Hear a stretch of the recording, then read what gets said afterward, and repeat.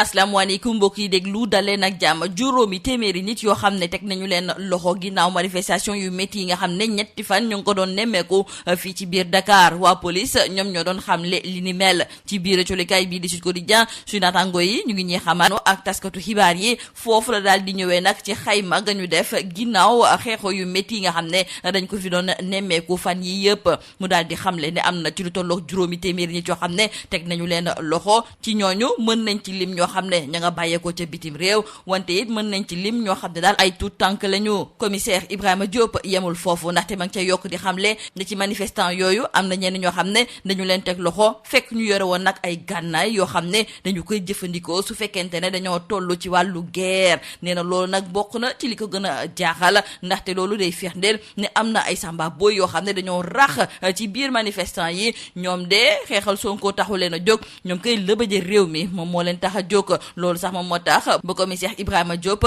di soññ askanu réewum Sénégal ngir ñu jàppale leen nag ci liggéey bi boole képp koo xam ne daal dafay def naka sudul noonu ak képp koo xam ne dañoo nemmeeku daal ne na muy doxalee dëppoowul ak yoon xayma googu nga xam ne kon moom la commissaire Ibrahima Diop doon amal autolikaay bii di Le Quotidien tamit moom la daal di xëyee ndaxte mi ngi ñuy xamal ne bu ñu sukkandikoo ci ay kàddu waa police yenn ci ay manifestants ñoom de dañoo yore woon yenn ci ay gànnaay yoo xam ne sax ñoom ñi nekk ay takk der ñoom musuñu kaa yor autolikaay bii di Le Soleil tamit di ñëwaat ba léegi ci xayma gi nga xam ne waa police ñoo ngi ko doon amal lu weesu kon juróomi téeméeri nit yi nga xam ne dañu leen teg loxo te ñu daal di ci nemmeeku ñoo xam ne ay tout tànk lañu am na tamit ñoo xam ne daal ñoo nga jóge woon ca bitim réew ci manifestant yooyu ñu gis ne am na ñoo xam ne ay arme de guerre la ñu yore woon ñeneen ñi ay arme blanche loolu yëpp nag police daal dina koy teg loxo di ñëwaat tamit yenn ci ay bërëb yoo xam ne dañu ko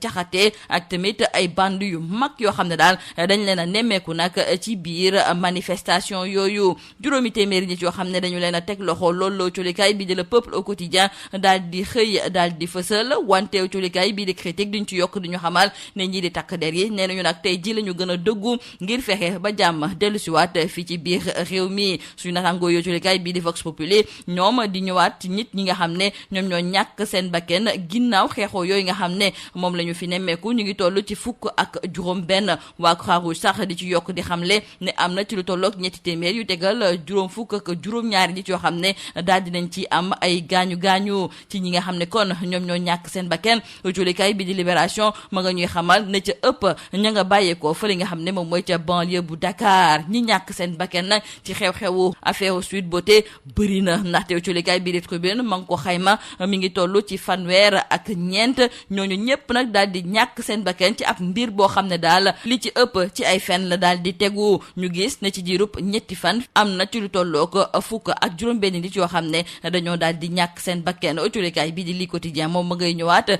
ci kàddu yi nga xam ne kii di Antoine Félix Diome daal dina koy fësal te dafa mel ni ne dafa méngoo ak kàddu yi nga xam ne commissaire Ibrahima Diop tamit daal dina koy fësal ndaxte ñoom la ñu gëm moom mooy ne am na ñenn ñoo xam ne dañoo làqutu ci biir manifestant yi di fa def naka su dul noonu ñooñu ñu tuddee leen ay force occulte Le Quotidien la mu ca gis moom mooy ne ñoom de dañoo bëggoon nag yàq réew mi yaxeet ndaxte mënuñu comprendre ne ñu daal di jàpp ay nit yoo xam ne dañoo yore ay arme de guerre rax ci dolli sax ñooñu tamit am na ñoo xam ne dañoo bëggoon xañ Dakar duñu am pepp ndox ñooñu tamit ñoom ñooy faral di dem ci banque yi ak tamit ci yenn ci ay bërëb yoo xam ne sénégalais yi dañ fay faral di liggéeyee wante ci manifestation yooyu yëpp nga xam ne dañ ko doon nemmeeku fii ci biir réew mi te mu amoon sax fële nga xam ne moom mooy ci diwaanu Touba Serigne Mountakha ma ngay xamle ne dootuñu ko fa nemmeeku loolu sax moom moo tax moom mu daal di jox ndigal ñi nga xam ne ñoom ñooy Baay Faal yi ngir ñu daal di dakkal li ni mel. Direct News mu ngi ñuy xamal ne foofu nga xam ne de moom mooy ci diwaanu Touba amoon ay manifestation yoo ñu fa nemmeeku woon ndaxte baare woon nañu tali yi ñi di manifestant yi jàkkaarloo woon ak takk der yi ñaari station essence sax ñu daal di koy caxatee bëri na ay oto yoo xam ne dañu ko fa lakk këru ministre de l'agriculture Aly Ngouille Ndiaye dañu ko attaqué woon ba pare ñu fësal nag ay kàddu tëkku jëmale ko ci Antoine Félix Diome wante comme fu mu nekk di nag digal jip na ñi nga xam ne kon ñoom ñooy Baay Faal yi daal dinañuy xamle ne dinañu ko dëggal ci ni mu waree ñu jeexale ko julikaay bi di L'Info tey ji daal dinay jox kàddu professeur Penda Mbow moom nag ma ngay ñëwaat ci xew-xew yi nga xam ne moom la ñu fi nemmeeku ak tamit yan saafara lañ ci war a mën a indi moom mu daal di gis ne fu mu nekk ni nag ndaw yi dafa mel ni ne dañoo dem ba jeex dem ba ngeer dañoo sës te fu mu nekk ni nag liy xew fii ci biir réew mi mën nañu ko méngale ak Barça wala boog Barsaax moom mu daal di gis ne faw nag ñu daal di fexe ba jàmm dellu siwaat fii ci biir réew mi te li ni mel ma nga cey tàllal loxo njiitu réewum Sénégal di Macky Sall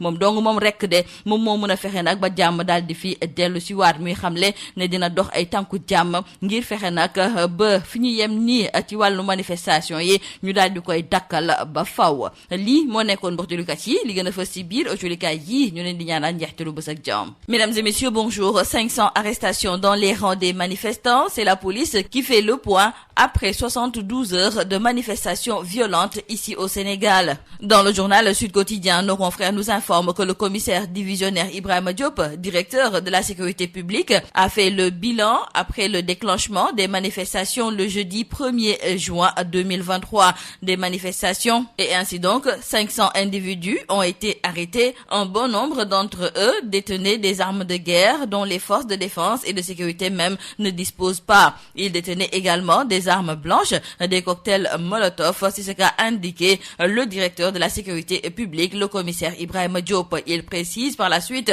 que la police a fait face à des gens extrêmes. N'hésitez pas à tirer sur les forces de défense et de sécurité. Dans la foulée, le directeur de la sécurité publique informe également que parmi ces manifestants, il y avait des étrangers et des mineurs. Et pour une sécurité renforcée, la police nationale a invité par conséquent les populations à plus de collaboration pour appréhender toute personne faisant partie de ces actes subversifs. Dans le quotidien, nos confrères nous parlent aussi de ces émeutes violentes avec la police qui fait le point. Nos confrères du quotidien Le Soleil nous en parlent aussi et écrivent qu'il y a eu 16 morts, 500 arrestations dont des mineurs et des étrangers et des manifestants détenant des armes de guerre identifiées, des armes blanches saisies, saccage et pillage de magasins. Les bandits de grand chemin s'invitent dans les manifestations. D'ailleurs, dans le journal Rewmi Quotidien, nos confrères nous parlent de ces forces occultes indexées par le ministre de l'Intérieur Antoine Félix Diome. Et retenons avec nos confrères du journal Li Quotidien que ces forces occultes voulaient détruire le Sénégal. En fait, nos confrères n'arrivent pas à comprendre comment des manifestants puissent être arrêtés avec des armes de guerre. Et comme si cela ne suffisait pas, nos confrères d'ajouter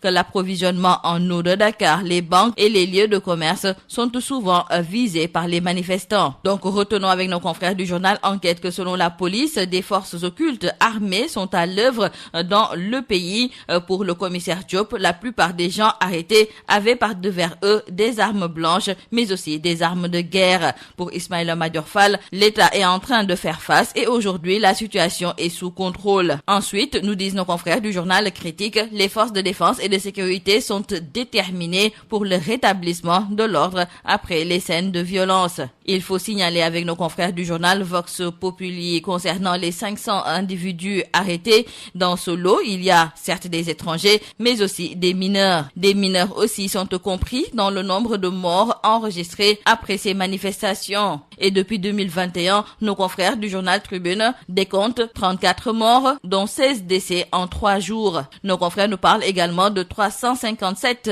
blessés, dont 78 graves et une femme enceinte, mais aussi de 36 éléments des forces de défense secourus. Et sur le nombre de morts enregistrés lors des manifestations sanglantes, c'est la banlieue de Dakar qui pleure le plus ses fils. Et toujours concernant ces manifestations, le khalife général des Mourides n'en veut pas dans la ville sainte de Touba. Serigne Mountakha Mbacké mobilise les Baye Fall pour remettre de l'ordre dans la cité de Cheikh Ahmadou Bamba, infestée par des manifestations de colère. Nos confrères nous rappellent que pendant 48 heures, ces manifestants ont brûlé des pneus et affronté les forces de l'ordre. 2 stations d'essence ont d'ailleurs été saccagées, des véhicules brûlés, la maison du ministre de l'Agriculture Aly Ngouille Ndiaye attaquée et des menaces perpétrées contre Antoine Félix Diome. Cependant, l'on nous signale que le ndigal du khalife général des Mourides est tombé et les Baye Fall comptent l'appliquer. Dans le journal L'Info, c'est le professeur Penambo qui assène ses vérités et trouve que ce qui se passe actuellement au Sénégal, c'est une véritable révolution